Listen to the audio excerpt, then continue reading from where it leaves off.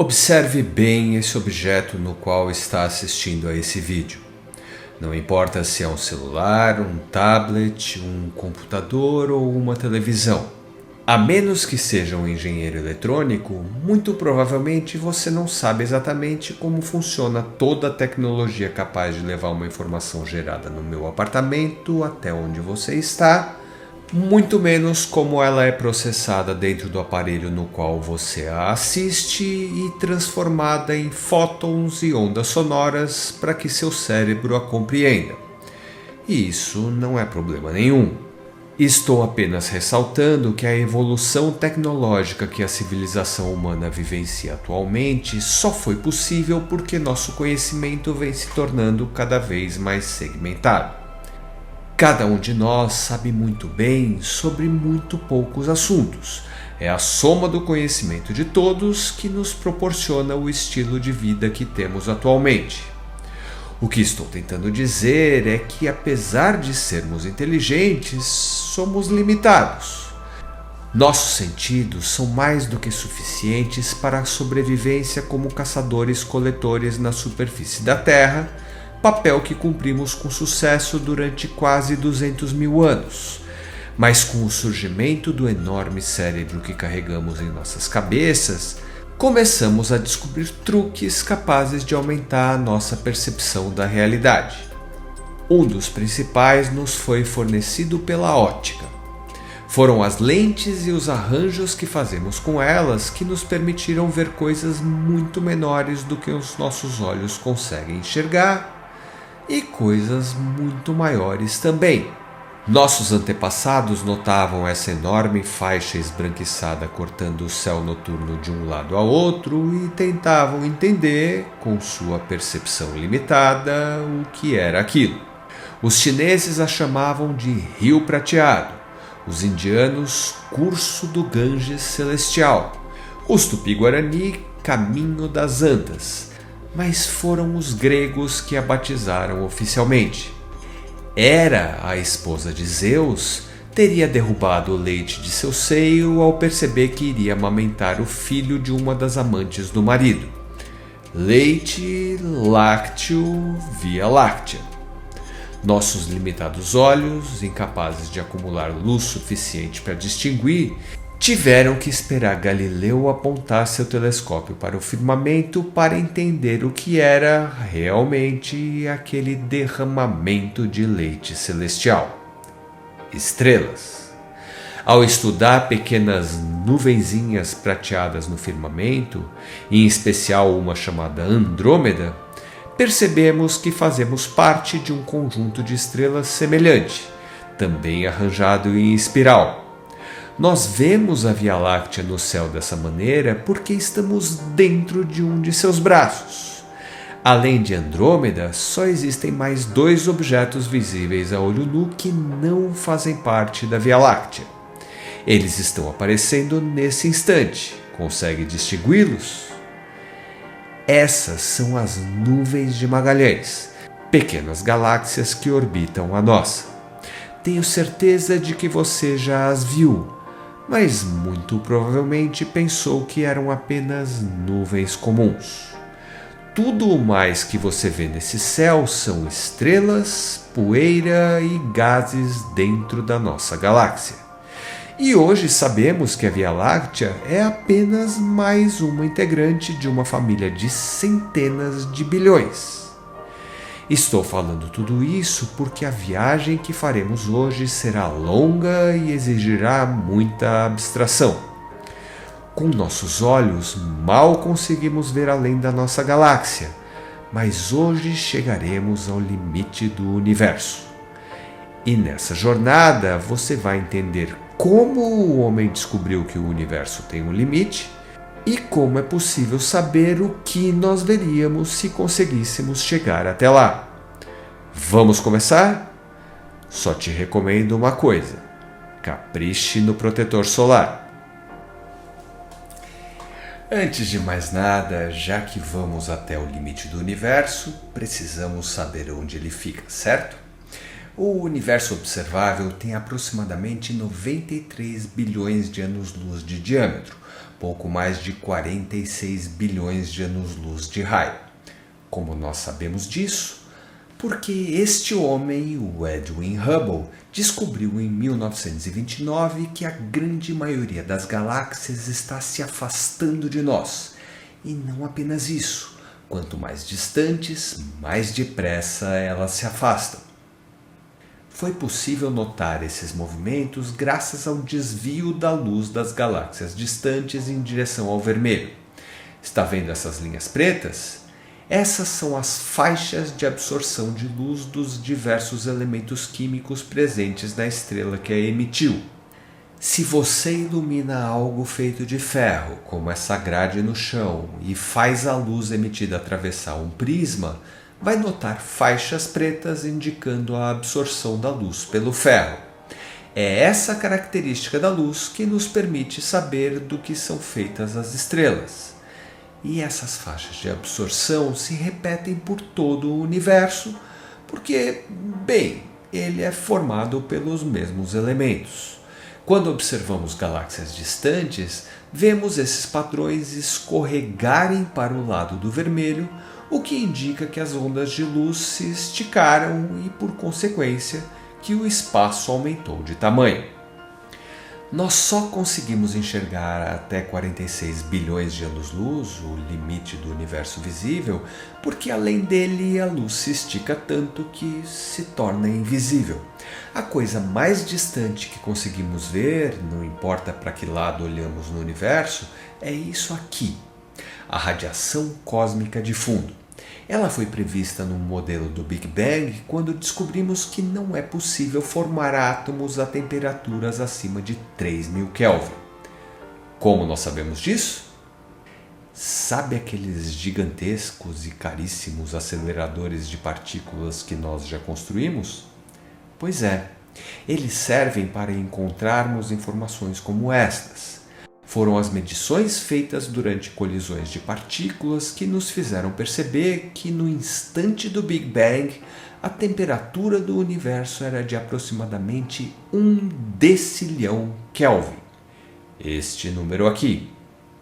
Isso quer dizer que desde o Big Bang até o universo ficar mais frio do que 3000 Kelvin, não havia átomos. Havia apenas uma sopa opaca de prótons, nêutrons, elétrons, fótons e neutrinos, incapaz de se juntar simplesmente porque estava quente demais.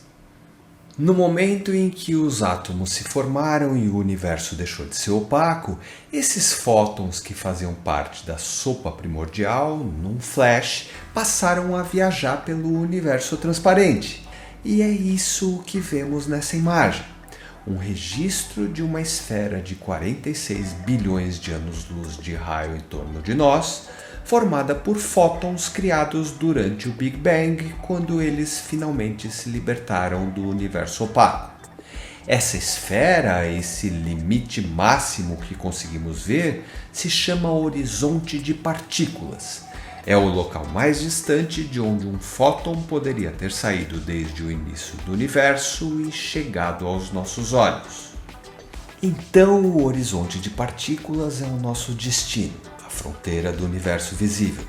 Como não possuímos nenhuma espaçonave capaz de nos levar até lá hoje em dia, pensei em usar algo diferente. Lembra que eu recomendei que você passasse protetor solar?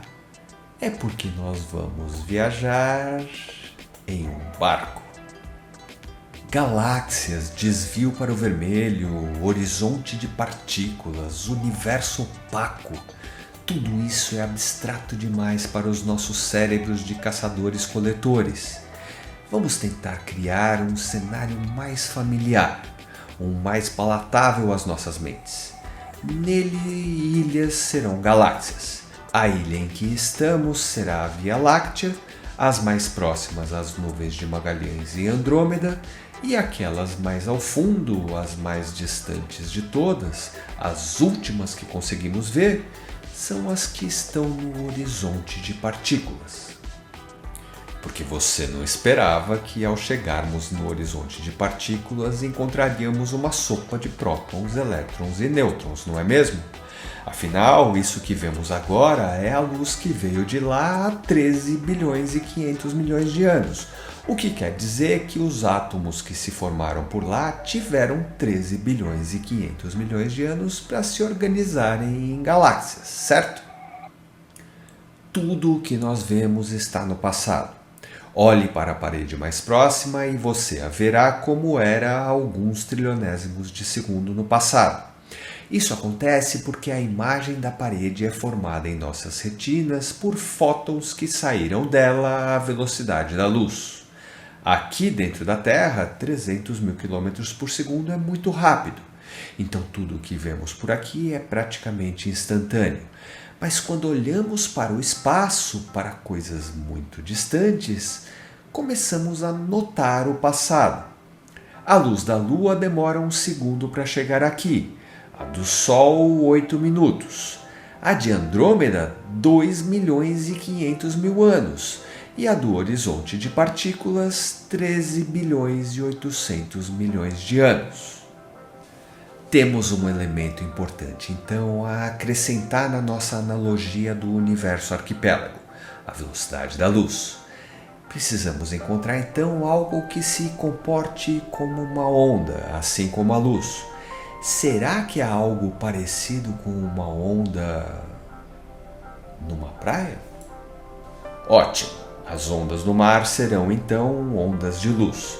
Para facilitar a compreensão, os átomos que emitem essa luz serão fotógrafos que vivem nas diversas praias do universo arquipélago.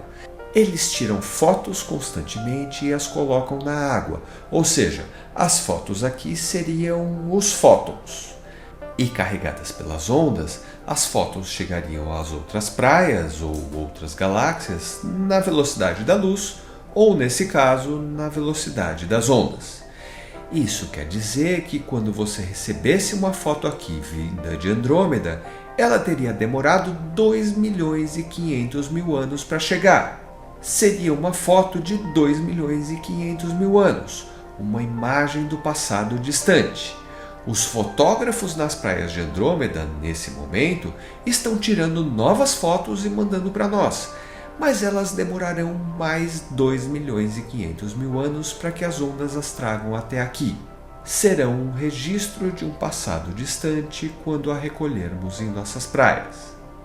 O mesmo vale para as fotos que os nossos fotógrafos tiram aqui das praias da Via Láctea. As pessoas nas praias de Andrômeda, nesse momento, estão recebendo as fotos que mandamos para lá há 2 milhões e 500 mil anos. Se fosse possível enxergar detalhes tão pequenos, elas veriam a Terra no período Triássico, época em que surgiram os primeiros dinossauros. Mas chega de falar de Andrômeda e da Via Láctea. Queremos saber o que há no horizonte de partículas, certo? Afinal, quando pegamos as fotos que chegam de lá nesse momento em nossas praias, o que vemos é isso, o flash remanescente da época em que o universo se tornou transparente. No universo arquipélago é impossível nos deslocarmos acima da velocidade das ondas. Se viajássemos perto da velocidade das ondas, veríamos as fotos passando cada vez mais devagar por nós, assim como o tempo passa mais devagar quando viajamos perto da velocidade da luz no nosso universo. Mas como eu disse, nós temos um barco, e é um barco mágico, extremamente rápido. Com ele, podemos ultrapassar a velocidade da luz e chegar em qualquer uma das ilhas do universo arquipélago rapidamente. Então vamos direto para aquelas ilhas mais distantes, as que estão no limite do que conseguimos ver na nossa praia na Via Láctea. Rapidamente, todas aquelas fotos mandadas pelos fotógrafos das ilhas do horizonte de partículas passariam por nós, que veríamos a evolução daquelas galáxias acontecendo muito rapidamente, e quando chegássemos lá, encontraríamos ilhas muito parecidas com a Via Láctea. Porque, claro, se as galáxias distantes são compostas pelos mesmos elementos químicos e obedecem às mesmas leis da natureza que temos por aqui, naturalmente elas evoluíram para coisas parecidas com as que temos por aqui, certo? O interessante, porém, seria nos sentarmos na areia de uma das ilhas do horizonte de partículas e observarmos as fotos que as ondas carregariam até lá. Se olhássemos na direção da Via Láctea, adivinha qual imagem veríamos? Sim, a primeira foto tirada pelos átomos que formam a Via Láctea na época em que o universo deixou de ser opaco. Afinal, nós viajamos mais rápido do que as ondas, mais rápido do que a luz no nosso barco. Chegamos aqui antes da primeira de todas as imagens feitas pelos fotógrafos de lá ser trazida pelas ondas. Isso quer dizer que, do ponto de vista das ilhas do horizonte de partículas, a Via Láctea ainda estaria começando a se formar. A Terra nem ao menos existiria. Nós somos o horizonte de partículas deles. E se, enquanto estivéssemos lá, nós olhássemos para o lado oposto ao da Via Láctea, o que nós veríamos? Mais ilhas, mais universo. Ou seja, se estivéssemos no horizonte de partículas, o que veríamos seria um cenário muito parecido com o das nossas praias aqui na Via Láctea. Só que essas ilhas aqui, que estão além do horizonte de partículas, são invisíveis para a Terra. Por quê? Porque a luz de galáxias além de 46 bilhões de anos-luz de distância são indetectáveis para nós. Por causa da expansão do universo. Foi isso que o Hubble descobriu. As galáxias, as ilhas do nosso universo arquipélago estão se afastando umas das outras. Quanto mais distante a ilha, mais rápido o afastamento. As ilhas que estão no horizonte de partículas se afastam tão rápido que já ultrapassaram a velocidade das ondas. Por mais que os fotógrafos mandem novas fotos na nossa direção, a ilha está andando rápido demais. Portanto, aquelas fotos jamais chegarão até nós e nem as nossas chegarão a eles, já que, do ponto de vista deles, somos nós que estamos nos afastando mais rápido do que as ondas. Certo. Então, do nosso ponto de vista, aqui da Via Láctea, estamos no centro de uma esfera com 46 bilhões de anos-luz de raio, o limite do que podemos enxergar. Do ponto de vista de alguém no horizonte de partículas, eles estão no centro de uma esfera com 46 bilhões de anos-luz de raio, na qual nós, aqui na Via Láctea, estamos no limite do que eles conseguem enxergar. Mas já que novas galáxias aparecem quando nos deslocamos até o horizonte de partículas, o que há além? Até onde vai esse mar? Quantas ilhas mais encontraremos se continuarmos a navegar com o nosso barco? Isso depende do formato do universo. Medições cuidadosas da distribuição das galáxias e da radiação residual de fundo indicam que o universo é plano em suas escalas maiores. A presença de galáxias causa algumas marolinhas aqui e ali, mas de modo geral ele aparentemente é plano. Segundo as equações do Einstein, um universo plano seria infinito. Isso significa que se usássemos o nosso barco para continuar a viajar mais além no universo arquipélago, encontraríamos mais e mais e mais ilhas infinitamente.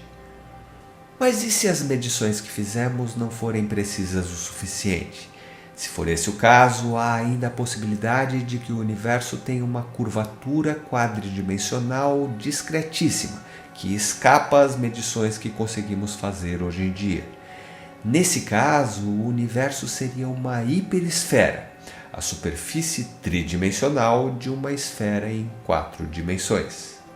Se isso for verdade, ao navegarmos no nosso barco mais rápido do que a luz, mais cedo ou mais tarde atravessaríamos todo o universo arquipélago e chegaríamos à Via Láctea novamente, assim como um barco que circunnavega o mundo volta ao porto de partida.